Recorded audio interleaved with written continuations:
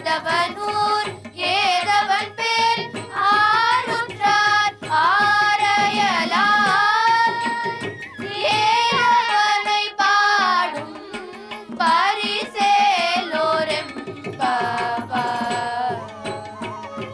ஏதவனை பாடும் பரிசேலோரெம்பாவார்.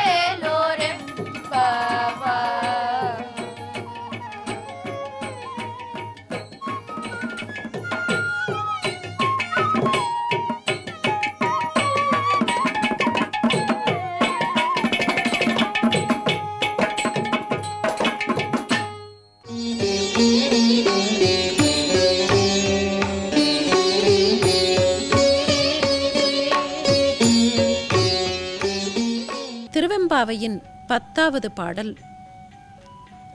மனோன்மணி என்கிற சக்தியை எழுப்பி உள்ளமும் உணர்வும் அனுபவமும் ஒருமுகப்பட்டு அந்த இறைவனிடத்திலே போய் இறைஞ்சி நின்றி இறைவனுடைய அருளை கடாட்சிப்பதாக கேட்கக்கூடிய பாடல். அந்த வகையிலே இந்த பெண்களெல்லாம் அந்த இறைவன் சந்நிதியில் போய் நிற்கிறார்கள். அந்த இறைவனுடைய பெருமையை வாயார போற்றுகிறார்கள். பாதாளம் ஏழினும் கீழ் சொற்கழிவு பாதமலர். இறைவனுடைய திருப்பாதம் எங்கே இருக்கிறது? திரு அடி எங்கே இருக்கிறது? திருமுடி எங்கே இருக்கிறது? இதுதானே திருவண்ணாமலையில் நடந்த புராணச் சம்பவம். இப்போது இந்த பெண்கள் அந்த சம்பவத்தையே வைத்துக்கொண்டு அந்த இறைவனை போற்றுகிறார்கள்.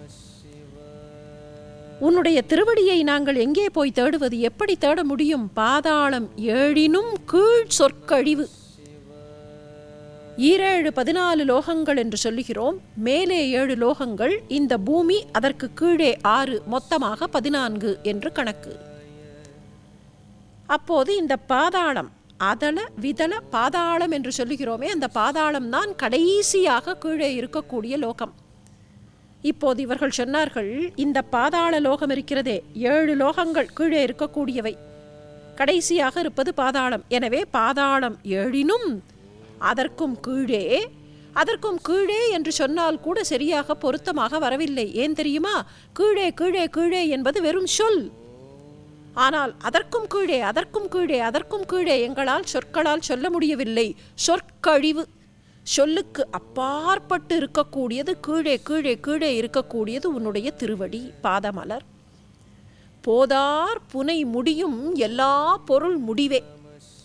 உன்னுடைய திருமுடி எங்கே என்று தேடி பார்த்தால் தேடவா முடியும்? எல்லா பொருளுக்கும் அப்பாற்பட்டு.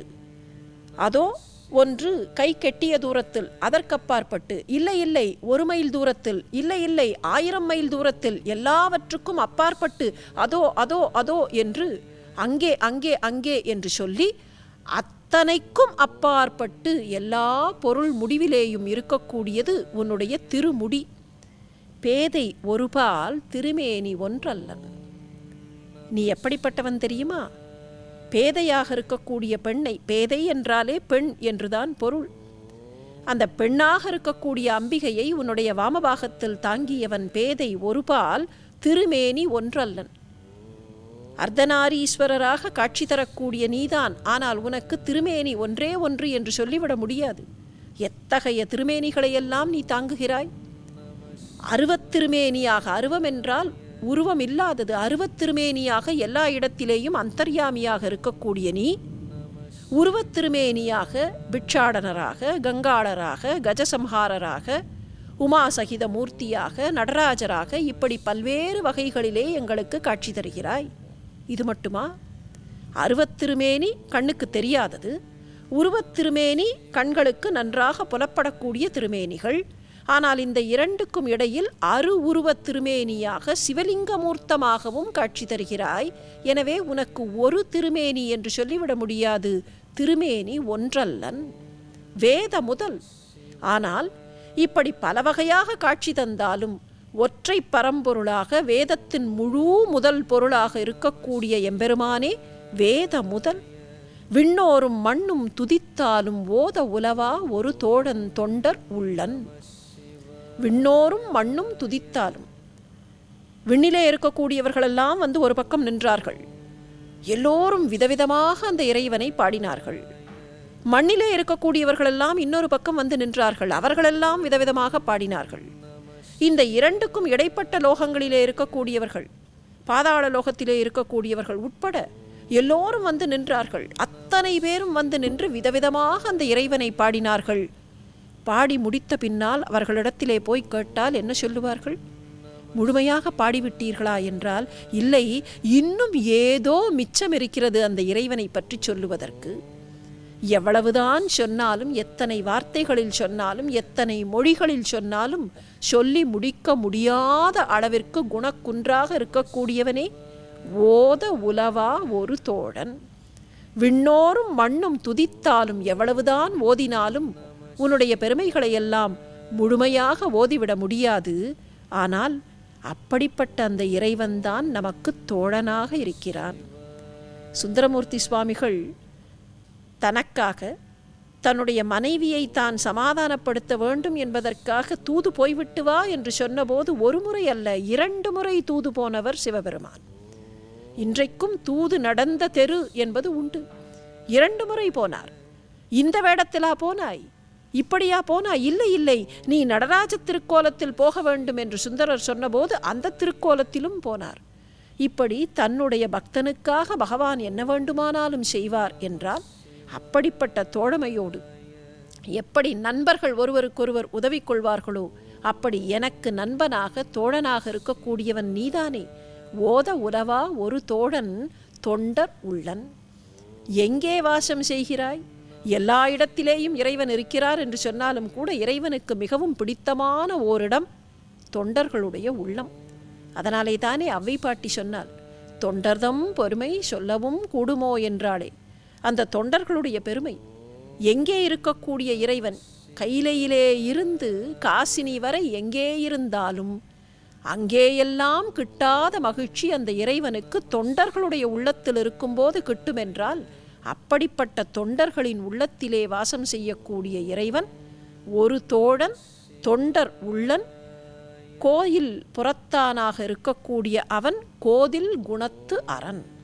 திருக்கோயில்களிலே நாம் பார்க்கக்கூடிய அந்த சிலாரூப இறைவன்தான், ஆனால் கோதில் குணத்தரன்.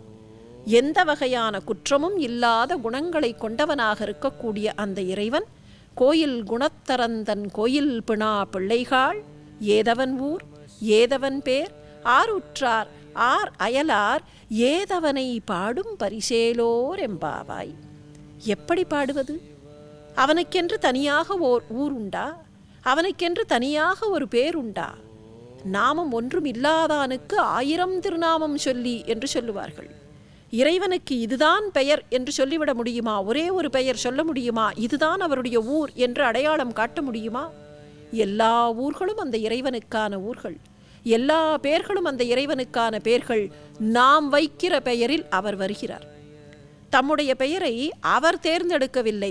நாம் அவரை என்ன பெயர் சொல்லி கூப்பிடுகிறோமோ அந்த பெயரிலெல்லாம் வருவதற்கு அவர் ஆயத்தமாக இருக்கிறார். சுந்தரர் அவரை பித்தா என்று அழைத்தார். பித்தனென்றே பாடு என்று கேட்டவர்தானே. ஏதவன் ஊர் ஏதவன் பேர் ஆர் உற்றார் ஆர் அயலார். இறைவனுக்கு வேண்டப்பட்டவர்கள் வேண்டப்படாதவர்கள் என்று யாராவது உண்டா? எல்லோரும் வேண்டியவர்கள்தாமே. யார் உற்றார் யார் அயலார் ஏதவனை பாடும் பரிசு. இப்படித்தான் பாடுவது என்று சொல்ல முடியுமா? எந்த வகையில் அந்த இறைவனை பாடுவது?